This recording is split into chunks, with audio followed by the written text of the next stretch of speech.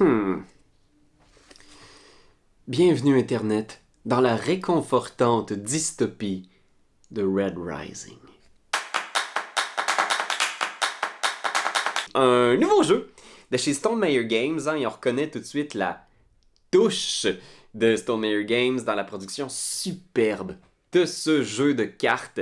Alors des fantastiques illustrations, là, c'est les 112 cartes de personnages ici qui sont le cœur du jeu. Et les illustrations sont splendides, sont vraiment agréables à regarder, à avoir en main, à manipuler. C'est inspiré de l'univers des romans de Pierce Brown, je crois. Alors c'est une série de romans un peu à la Hunger Games, dans lequel l'humanité a été divisée en classes sociales super rigides, appelées par des noms de couleurs, donc les Gold, l'élite, la noblesse, et les Red, qui sont comme la lie de la société. Fait que, ouais, c'est la prémisse de l'histoire ici. Et ce qu'on va faire concrètement, c'est qu'on va rivaliser, on va placer nos personnages sur différentes planètes, à différentes locations du plateau pour gagner de l'influence, donc avoir de plus en plus de présence dans l'Institut, avoir de plus en plus de vaisseaux spatiaux, donc de gagner la course pour avoir la flotte la plus imposante, et gagner des ressources, je pense que c'est de l'hélium ou quelque chose, des petits cristaux rouges.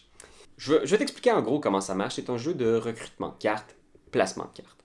Donc, à notre tour, on va prendre une des cartes personnages qu'on a en main et on va la placer sur un des 4 emplacements ici.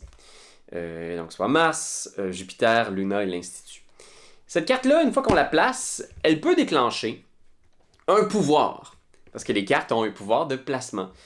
Par exemple, ici, mon ami l'orateur, c'est si vous avez le jeton souverain, qui est ce petit marqueur-là qu'on peut récupérer, placer un d'influence sur l'Institut. Fait que mettons que j'ai ça, là, moi j'ai ça, puis je fais je vais placer un de mes influences, un petit cube vert sur l'Institut. Donc, vous voyez déjà, l'Institut, c'est un petit jeu de placement de majorité. On va faire des points. Si c'est nous qui sommes en majorité, nos cubes placés à l'Institut vont rapporter plus de points. Fait que ça va être une tactique, une stratégie de faire des points de cette façon-là. Il y en a d'autres qui vont nous faire avancer sur la piste de flotte, il y en a d'autres qui vont nous faire récupérer des ressources, etc., etc. Deuxième chose, c'est si j'ai placé une carte comme ça, je peux ensuite récupérer une carte. C'est donnant-donnant. Je dois cependant récupérer une carte qui est la première, celle qui est le plus au-dessus de la rangée de cartes, dans une des autres locations qui n'ont pas été encore utilisées. Fait que là, je l'ai placée dans Mars, fait que je pourrais prendre une des cartes dans Jupiter, dans Luna ou dans l'Institut. Oh, mettons, je prends le diplomate ici. C'est cool, ça. Je le prends, je le mets dans ma main. Et comme je l'ai pris sur Luna, je récupère le jeton souverain. Donc, chaque location a en plus un bonus qui nous est accordé quand on va récupérer une carte dans ce lieu-là. Fait que ça, c'est intéressant. Et là, la twist, c'est que bien sûr, il y a ces petits mini-jeux-là que je vous ai expliqués. On veut avancer sur la piste de flotte ici, qui est une piste qui va nous accorder des points de façon exponentielle. Donc, par exemple, si j'ai 4 en fin de partie sur la piste de flotte, je fais 10 points. Mais si j'ai 10, je fais 43 points. Oh boy, ça peut être intéressant d'avancer là. L'hélium nous rapporte un certain nombre de points par cristaux. Et bien sûr, il y a le petit jeu de majorité de l'Institut. Mais chaque carte en main, en fin de partie, nous rapporte aussi des points. Par exemple, le diplomate que je viens de récupérer ici me rapporte 16 points. Mais je fais en fin de partie 19 points. Si vous et un adversaire avez exactement le même niveau d'influence sur l'Institut. Donc, ces cartes-là que je choisis de garder en main pour la fin de partie, là, que je vais magasiner tout au long de la joute, elles vont me rapporter des points de différentes façons en fin de partie si j'accomplis ces objectifs-là. Par exemple, ici, j'ai un Bone Riders, une carte or, qui rapporte 15 points, mais qui va me rapporter 15 points en fin de partie si j'ai aussi la carte qui se nomme le Chacal ou une carte grise. Fait que là, t'as tous ces petits objectifs-là à moyen terme aussi à compléter, les mini-jeux sur lesquels tu veux rivaliser. C'est étonnamment très cool. C'est-à-dire que vous avez peut-être vu ma mini-critique de Fantasy Realms, qui est un tout petit jeu de cartes un peu inspiré de ces mécaniques-là, dans lequel les cartes qu'on a en main en fin de partie vont combotter pour faire des points de différentes façons.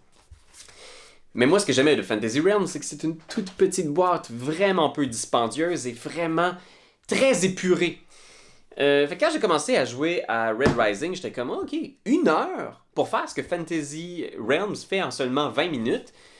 Puis 112 cartes! Plutôt qu'un petit 50 cartes bien tassées, bien serrées de Fantasy Realms. Je dois dire, j'ai abordé Red Rising avec un... J'étais dubitatif. Moi, j'ai certaines réserves, justement, face à Red Rising. Je trouve que, justement, ce deck de cartes-là, de 112 cartes, là, il est trop gros. Il est trop épais. Ça fait qu'il y a certaines cartes là-dedans qui, dans certaines parties, sont absolument inutiles. Sont absolument indésirables et personne ne va vouloir les regarder. Soit parce que leur effet est incroyablement niche, donc ils vont te rapporter des points seulement s'il y a des bruns sur le plateau, mais là, vous voyez, il n'y a pas de bruns. Puis ça se peut des fois que, selon les parties, selon les décisions des joueurs, que le plateau soit assez stagnant. Fait que des fois, t'as une carte, t'es juste, cette carte-là, là, pour vrai, moi je la veux pas, personne la veut, on peut-tu juste la bannir, ce qui est une des mécaniques qui existe dans le jeu. Fait que des fois, ça peut être un peu frustrant, puis ça va être encore plus frustrant quand t'as une carte qui souhaite être jumelée à une autre pour faire un gros bonus de points. Il faut que tu trouves le chacal, puis t'es comme, hey man, ces deux cartes-là, ils me rapportaient des points, je trouve le chacal, mais bonne chance pour trouver le chacal dans 112 cartes! En plus, qui est peut-être dans la main d'un de tes adversaires. Fait que moi, ça, j'ai trouvé ça un peu frustrant au début, mais en même temps, même si je sens que le design est un peu plus lousse, il est un peu moins efficace que celui de Fantasy Realms. Vous devez aller checker ça, Fantasy Realms, c'est du génie. Je trouve que on ressent quand même, dans le gameplay, cette espèce de petite excitation-là des combos qui se créent. Fait que oui, il y a des opportunités manquées, puis oui, il y a des gros membres morts un peu dans le jeu, là. Des pans du jeu qu'on abandonne complètement dans une partie parce que ça donne que c'est pas efficace dans ce game-là. Mais il y a aussi l'excitation de faire comme OK, c'est bon, je l'ai. Ou de faire je vais prendre une chance, je vais utiliser le pouvoir de cette carte-là, puis je vais espérer que personne la prenne pour qu'à mon tour, je puisse la reprendre en main. Tu te sens un peu comme un acrobate quand tu réussis ce genre de manœuvre-là. Et c'est aussi juste bien plaisant. Ça roule bien comme jeu. J'ai l'impression qu'il y a des belles opportunités narratives qui sont assumées.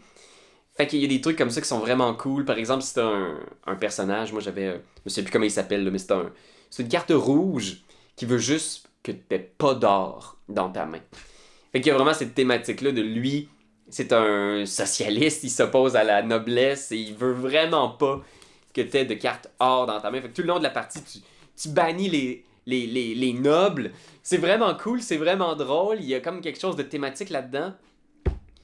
Mais en même temps, c'est vraiment le genre de jeu aussi que il faut que tu fasses quelques parties pour bien comprendre qu'est-ce qui se cache là-dedans. Un autre élément du design que je suis pas complètement certain, c'est qu'il y a une grosse asymétrie dans les suites de cartes. Fait que tu vas être surpris du nombre de cartes or qui se cachent là-dedans. Il y en a une vingtaine quand même, là, sur 112 cartes, c'est énorme! Et il y a certaines suites qui sont vraiment sous-représentées. Donc dans tes premières parties, si tu n'as pas conscience de la répartition des suites de cartes, tu as l'impression qu'il y a un certain équilibre là-dedans, là, un peu comme dans Fantasy Realms, tu vas être surpris d'apprendre que tu cours peut-être après une illusion, après des cartes qui n'existent tout simplement pas. Parce qu'elles sont moins présentes dans ce deck-là. Fait que ça, c'est à considérer. Mais c'est quand même le genre de jeu que tu fais quelques parties puis tu comprends. Tu apprécies ses défauts. Tu apprécies son asymétrie, je crois. Parce que c'est quand même... Ça reste le fun.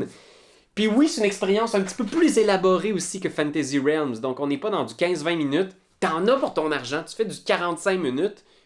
Puis 45 minutes, moi je trouve ça raisonnable dans le monde du jeu de société. Ça me donne le goût d'en refaire une autre, tu sais. Fait que, oui, je dois le dire, j'ai des réserves par rapport au design de Red Rising. Je le trouve un peu plus bancal, un peu plus maladroit, un peu plus éparpillé que le gracieux, que le splendide, que l'élégant Fantasy Realms. Mais en même temps, on a du fun. Puis je dois dire aussi, c'est plaisant à montrer à des gens parce que je trouve qu'il y a une thématique qui est un peu plus engageante. Tu comprends tout de suite ce qui se passe, ce qu'on est en train d'écrire comme histoire. Tu vois justement ces diverses classes sociales-là, les spécialités de chaque personnage, qui ont des pouvoirs aussi qui sont souvent très thématiques. Le journaliste qui cherche le scoop, les cartes roses qui en ont beaucoup à apprendre, à montrer, là, qui ont des scoops cachés, qui connaissent tous les petits secrets des politiciens, puis qui peuvent détruire, bannir certains personnages influents du jeu. C'est vraiment très thématique. Je salue quand même vraiment comment ils ont incarné cette histoire-là dans ces cartes-là. C'est bien fait, puis ça me plaît. C'est ma petite critique de Red Rising, puis je vous dis, hey, les classes sociales, puis les affaires de chicane, on arrête ça, ok, l'humanité? C'est réglé, ça. C'est toi de trouver l'épisode de jour du Popoche? Sonne la cloche! Sonne la On cloche! parle de jeu, like-nous, commande, suis-nous, ouais! Sonne la cloche! Sonne la cloche! Partage à tes amis, partage à ta mamie, ouais. Sonne la cloche! Sonne la cloche! Comment ton ouais, fais le mon titi! Sonne la cloche! Sonne la cloche! Sonne la cloche comme quand Jésus a sonné à la porte pour aller souper chez Zachée.